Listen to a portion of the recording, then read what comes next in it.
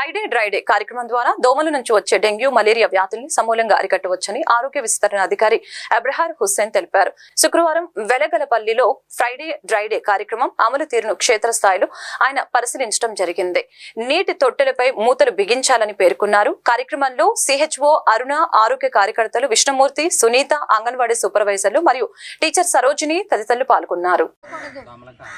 నీటి నిల్వలు నీటి నిల్వలు నీటి నిల్వలు డ్రైడే దోమ కుట్టరాదు దోమ కుట్టరాదు దోమ కుట్టరాదు డ్రైడే డ్రైడే డ్రైడే.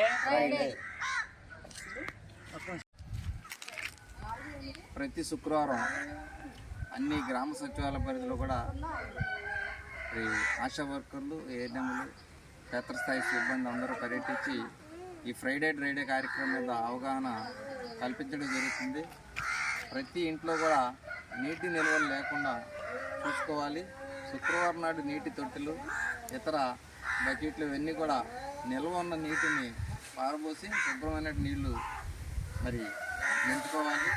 ఈ రకంగా ప్రతి వారం ఫ్రైడే డ్రైడే కార్యక్రమం చేయడం ద్వారా దోమలు కుట్టకుండా చేయవచ్చు.